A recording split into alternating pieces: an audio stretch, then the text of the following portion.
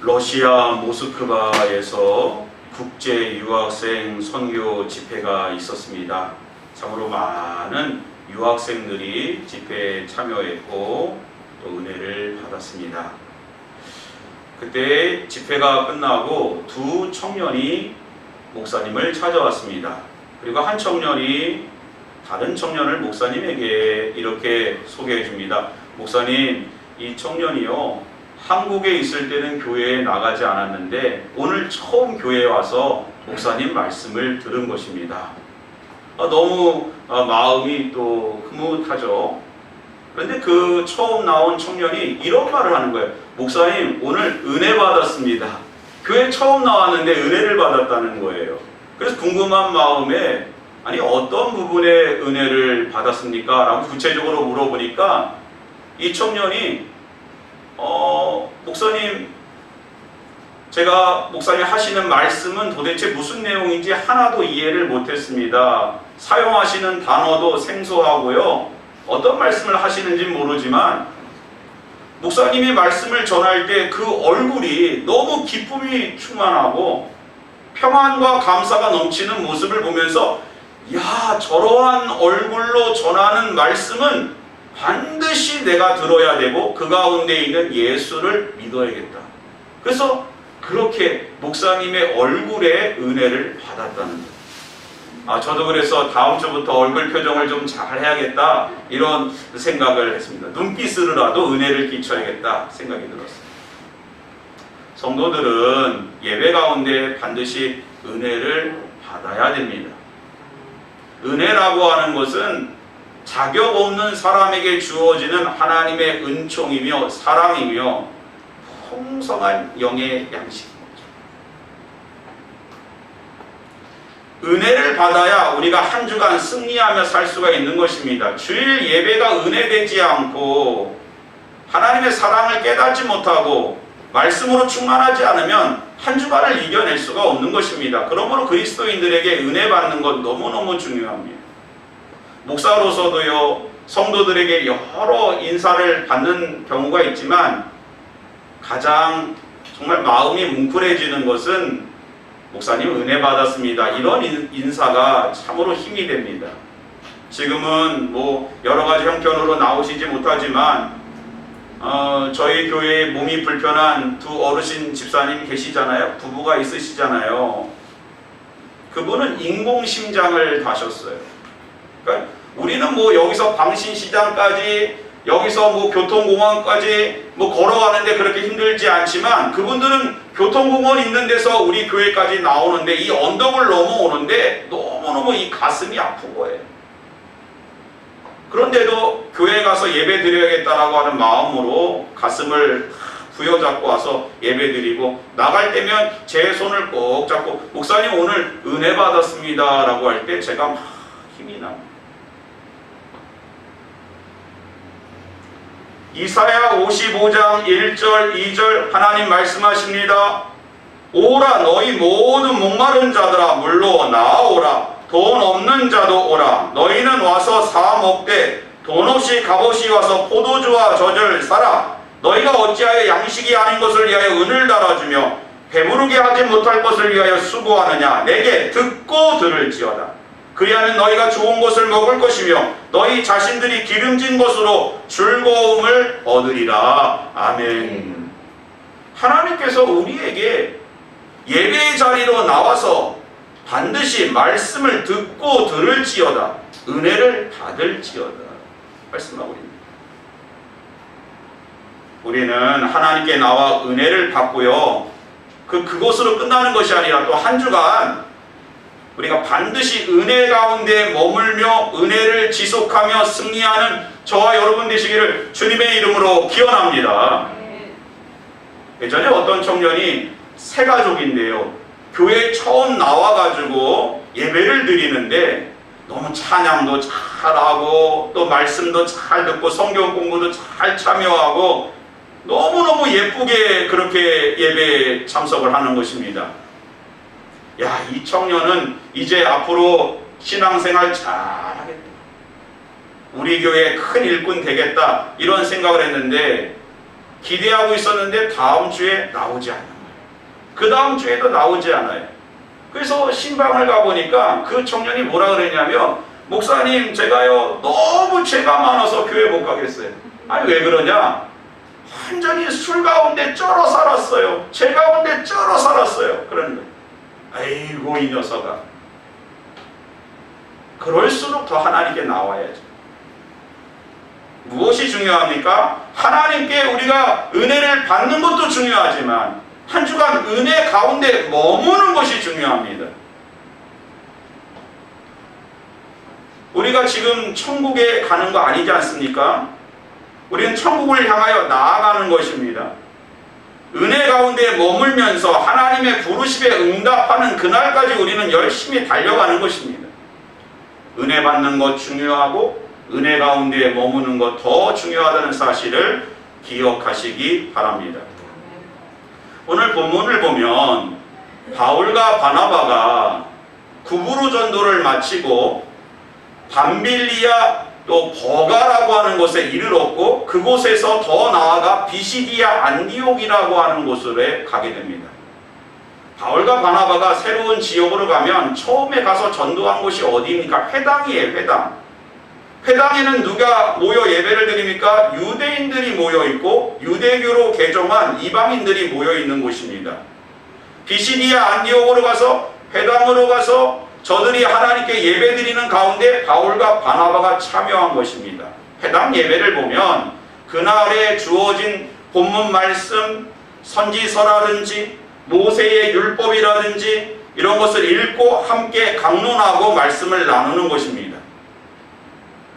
처음 바울과 바나바가 그곳에 참석하니까 사람들이 너희가 오늘 이 말씀에 대하여 아니면 또 너희가 하고 싶은 그러한 이야기가 있으면 한번 해봐라 라고 그때부터 바울의 설교가 이어지기 시작합니다. 바울이 설교를 전할 때 회당에 참여했던 사람들이 듣고 들으며 마음의 문을 열고 하나님의 말씀을 받고 뜨거워지고 막 심령이 뜨거워지면서 막 은혜가 넘친 것입니다. 그리고 놀라운 사실은요, 오늘 우리가 본문에도 읽었지만 무슨 말을 하느냐? 청하되 다음 안식일에도 이 말씀을 하라. 오늘 전한 말씀 다음 안식일에도 와서 해라. 그리고요, 그 모임이 끝난 후에 많은 사람들이 바울과 바나바를 따릅니다. 그때 바울과 바나바가 무엇이라고 합니까? 더불어 말하고 항상 하나님의 은혜 가운데 있으라라고 그렇게 권했던 것입니다.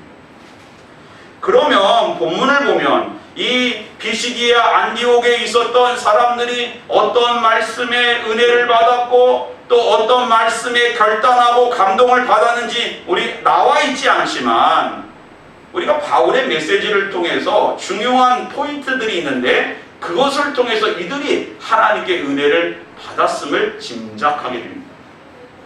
먼저는요, 하나님의 택하심과 인도하심의 은혜를 받았습니다. 바울의 설교를 보면 하나님이 이스라엘을 택하시고 인도하셨다. 오늘 마찬가지예요. 우리가 하나님을 찾은 것이 아닙니다. 내가 하나님께 나와 예배드리는 것처럼 보이지만 결코 그런 것이 아니라 하나님이 우리를 택하시고 이곳에 보내셔서 오늘 이 가운데 우리를 살리시고 하나님의 백성으로 삼으시는 것이 은혜임을 믿으시기 바랍니다. 예전에 소방교회에서 각선임 목사님의 지도를 받았던 부목사님이 계시는데 그분이 LA에서 유학 시절을 보내고 있었습니다. 보통 그 LA에서 공부하시는 목사님들 보면은요, 너무너무 육적으로도 힘들고 경제적으로도 힘들고 또 이렇게 뭐 예배의 자리도 힘들고 막 모든 게 육적으로 영적으로 다 무너져내요. 그 목사님도 막 영적인 갈급함이 있었는데 그때 마침 각선임 목사님이 LA에 와서 집회를 한다는 소식을 듣고 그곳에 참여한 거예요. 집회에 참여하니까 그동안에 영적으로 메말랐던 그 모든 것이 해갈되어지며 은혜가 넘치는 모습. 너무너무 하나님께 큰 은혜 받았다고 그렇게 고백을 합니다. 사랑하는 성도 여러분, 우리가 하나님께 나아간 것이 아니고 은혜의 자리에 하나님이 우리를 부르시고 택하시고 인도하신다는 사실이 오늘 우리에게 은혜가 됨을 믿으시기 바랍니다.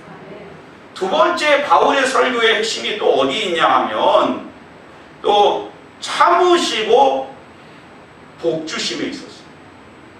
이스라엘 백성을 애굽에서 인도해 낸 것만 해도 은혜인데 하나님께서 광야 40년의 여정을 마치고 가나안 땅을 그들에게 주셨습니다. 근데 광야 40년의 여정을 보세요. 홍해를 건넜을 때는 막 찬양을 합니다. 모세와 미리암을 중심으로 말과 그 탄자를 홍해에 수장시키시고 우리를 이렇게 구원하신 하나님 너무너무 감사합니다. 그리고 얼마 지나지 않으니까 수르광야에 이르렀을 때 마실 물이 없으니까 또 하나님을 원망합니다. 또 만나와 메추라기를 먹을 때는 하나님 감사합니다 하다가 또 이제 막 또 조금 이제 고기를 못 먹는다고 또 하나님을 원망합니다. 또 이제 하나님을 믿음으로 바라보고 나아갈 때는 또 감사하지만 또 하나님 보이지 않는다고 또 원망합니다. 이러한 이스라엘에 대해서 하나님은 길이 참으셨다. 할렐루야. 길이 참으신 거예요. 오늘 우리도 하나님 앞에 얼마나 부끄럽고 부족하고 얼마나 죄 많을 때가 너무 많습니까? 조그만 좋은 일이 있으면 요나처럼 박농클 그늘 가운데 있으면 하나님 감사해 하다가 그 박농클 그늘이 없어지니까 하나님 하고 또 원망하고, 우리의 모습이 얼마나 참 하나님의 마음을 힘들게 하는지 몰라요. 그러나 하나님은 우리에 대하여 길이 참으시고 또 우리에게 가나안 땅을 주시고 구원의 자리로 우리를 인도하시는 이것이 하나님 앞에 은혜가 된다는 것입니다. 마지막에는 하나님의 주권을 선포하고 있어요. 사실 사사를 주셨고 사울과 다윗이라는 왕을 주셨지만 진정한 왕은 하나님이심을 선포하고 계세요. 왜 하나님의 왕 되심, 예수 그리스도의 주 되심이 우리 가운데 복이 되느냐, 은혜가 되느냐? 하나님의 통치는 완벽하기 때문에 그렇습니다. 하나님의 인도하심은 통치하심은 선하시기 때문에 그렇습니다. 그래서 그것이 은혜가 된다는 거예요. 이런 은혜를 끼치니까 비시디아 안디옥 예수를 전혀 몰랐던 사람들이 예수 복이 흘러 넘쳐 들어가니까 다 감사하고 찬양하며 또 다음 안식일에도 이 말씀 와서 꼭 전하라고 그렇게 이야기했던 거예요. 그런데 보세요. 바울의 설교는 새로운 것이 아닙니다. 베드로의 설교와 비슷하고요. 스데반 집사님의 설교와 비슷합니다. 중요한 게 뭐예요? 복음의 내용은 동일합니다. 그러므로 은혜라고 하는 것, 그것은 복음인데 복음은 이미 우리에게 주어진 것이고 복음이 우리 가운데 주어진 하나님의 은혜를 깨닫는 것이 중요한 거예요. 하나님은 이미 우리에게 모든 것을 주셨습니다. 할렐루야. 예수 그리스도를 주셨습니다. 생명을 주셨습니다. 교회를 주셨습니다. 하나님 나라를 주셨습니다. 그걸 깨닫는 것이 은혜. 그리고 그 은혜를 지속하는 것이 너무너무 중요합니다. 그러면 어떻게 하면 한 주간 우리는 은혜 가운데 머물며 우리의 삶의 자리에서 은혜 가운데 머물며 살 수 있을까요? 저는 이 말씀을 준비하면서 한 주간 우리들이 얼마나 하나님께 은혜 받고 은혜 가운데 머물며 살까? 주일 예배 드리고 잠깐 돌아서면요 금방 또 주일이에요. 얼마나 빠른지 몰라요. 그리고 송구 영신 예배를 드렸는데 잠깐 뒤로 돌아섰다가 또 하면 송구 영신 예배를 준비하고 있어요. 얼마나 1년이 빨리 가는지 몰라요. 그냥 뭔가가 있다 보면 한 주간이 쑥 지나갑니다. 그런 인생 하나님 앞에 남는 것이 없어요. 칭찬받을 것이 없습니다. 우리는 항상 하나님의 은혜를 받고 은혜 가운데 머물러 있어야 됩니다. 어떻게 해야 될까요? 첫째로 33절 말씀 같이 한번 읽어보겠습니다. 시작. 곧 하나님이 예수를 일으키사 우리 자녀들에게 이 약속을 이루게 하셨다 함이라. 시편 둘째 편에 기록한 바와 같이 너는 내 아들이라 오늘 너를 낳았다 하셨고, 오늘 너를 낳았다 하셨다고 하는 이 본문은 시편 2편 8절에 있는 말씀을 하나님께서 우리 가운데 기억하게 하시는 것입니다. 너는 내 아들이라. 아들이 누구입니까? 바로 예수 그리스도입니다. 예수 그리스도를 낳았다고 하는 것은 예수 그리스도는 이제 죽은 것 같지만, 십자가에서 저주를 받고 죽은 것 같지만 그것이 아니라 우리의 모든 죄를 대속하셨고 부활하셔서 부활의 참 소망과 영생을 우리 가운데 주셨다는 것입니다. 영원하신 예수 그리스도를 선포하고 있는 것입니다.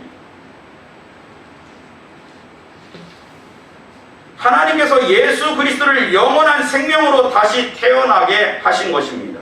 그런데 그 시간이 언제입니까? 오늘. 왜 하나님은 오늘이라는 시간을 언급하셨을까요? 시간을 초월하여 존재하시는 영원하신 하나님께 있어서는 모든 시간이 오늘인 것입니다. 모든 시간이 오늘이랍니다. 그러므로 주일에 은혜 받는 것으로 끝나지 말고 월요일도 주일이고 화요일도 주일이고 계속해서 오늘이라고 하는 시간 속에, 은혜 받는 시간 속에 우리가 머물러 있어야 될 줄 믿습니다.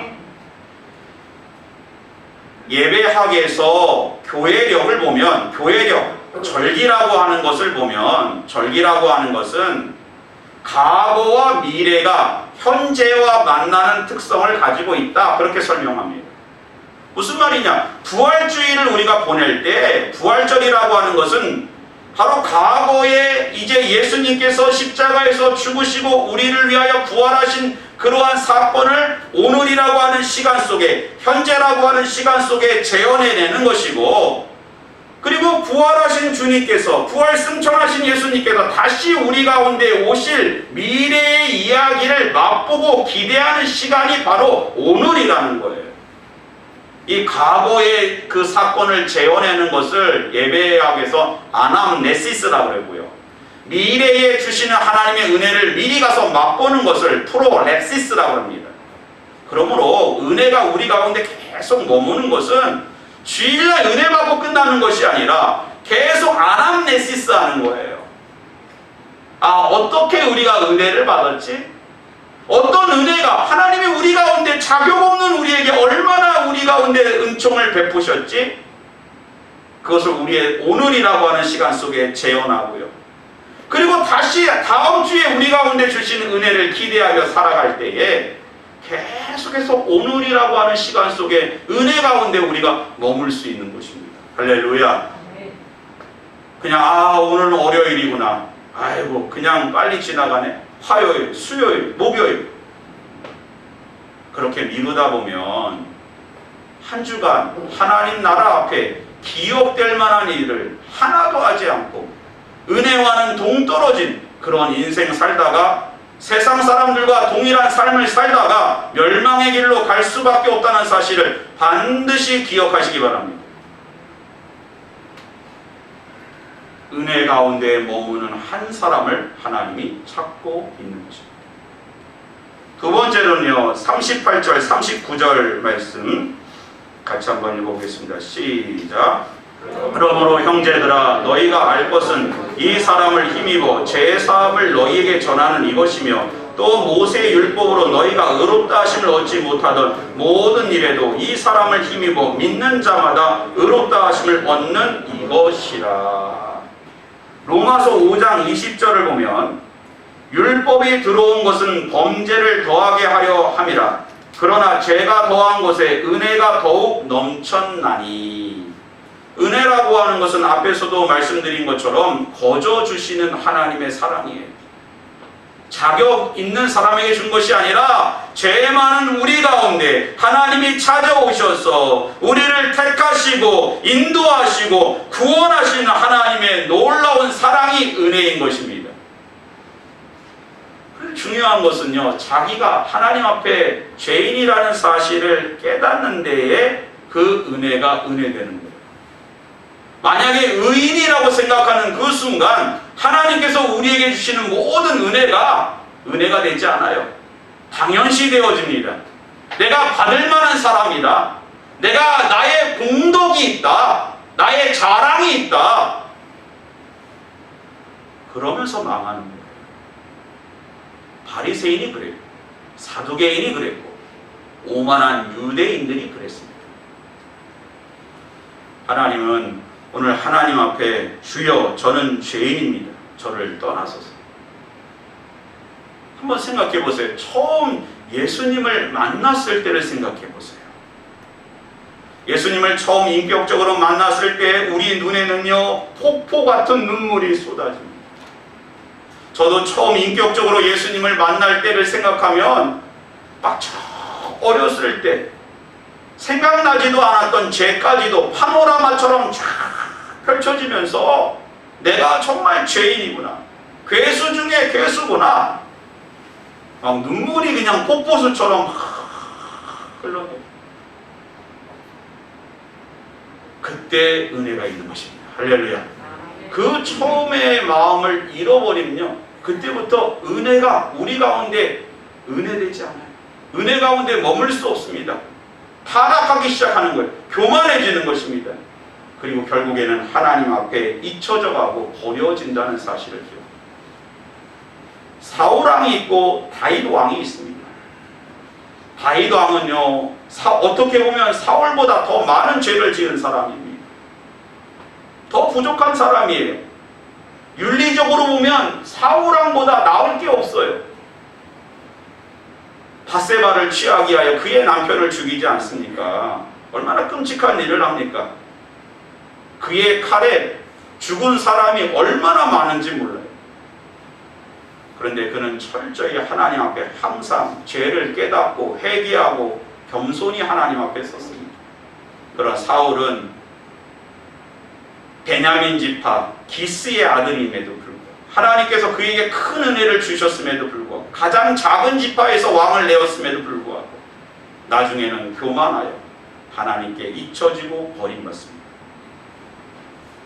오늘 우리는 우리의 삶 가운데 항상 겸손히 우리가 은혜 받을 수 없는 사람임을 깨닫고 주여 저를 떠나소서 저는 죄인입니다 라고 초심을 붙잡을 때 계속해서 은혜 가운데 머물게 될 줄 믿습니다. 마지막으로 44절 말씀 같이 한번 읽어보겠습니다. 시작. 그 다음 안식일에는 온 시민이 거의 다 하나님의 말씀을 듣고자 하여 모이니. 놀랍지 않습니까? 비시디 안디옥이라고 하는 곳에는 예수 그리스도가 선포된 적이 없습니다. 그런데 회당에서 그들이 예수 그리스도의 복음의 말씀을 듣고 회개하여 다음 안식일에는 온 성에 있는 이 방화동에 있는 모든 사람들이 하나님의 말씀을 들으려고 나왔다는 거예요. 하나님께 은혜 받고 그 은혜에 합당한 응답의 삶을 살았다는 것입니다. 그렇습니다. 우리가 계속 은혜 가운데 머물러 있으려고 하면 하나님께서 주신 은혜를 묵상하고 그 은혜에 합당한 응답과 열매가 있어야 되는 거예요. 액션과 리액션입니다. 하나님께서 주시는 은혜에 우리가 합당한 응답을 하지 않을 때 그 사람에게 있어서 은혜는 더 이상 은혜가 될 수가 없는 것입니다. 가인과 아벨을 보세요. 하나님께서 가인과 아벨에게 은혜를 주셨습니다. 가인은 농사 짓는 사람인데 얼마나 농사가 잘 됐는지 몰라요. 농사 짓는 일이 얼마나 힘듭니까? 땅이 비옥해야 돼요. 또 씨가 좋아야 됩니다. 또 하나님께서 제때 비도 주시고 또 바람도 불게 하시고 햇살도 비춰주시고 하나님의 은혜로 농사가 되는 것입니다. 아벨은 양을 치는 목자였어요. 하나님이 그에게 은혜를 주셨습니다. 이제 추수 때에 아벨은 양의 첫 새끼와 기름으로 하나님 앞에 제단을 쌓았고 가인은 자신의 농사 짓는 것 중에 곡물로 하나님께 제사를 드렸습니다. 그런데 하나님은 아벨의 제사는 기뻐하셨지만 가인의 제사는 받지 않았습니다. 그 이유가 뭘까요? 응답입니다. 아벨은 양의 첫 새끼와 기름으로 최선을 다하여 하나님의 은혜에 응답했지만 가인은 하나님의 은혜에 합당한 응답이 없었던 거예요. 하나님이 받으시지 않으신 것입니다. 우리가 하나님께 받은 은혜를 묵상하고 최선으로 응답하는 그 인생을 하나님은 계속 은혜 가운데 머무게 할 것입니다. 그를 통하여 하나님 나라를 확장할 줄 믿습니다. 기도하겠습니다.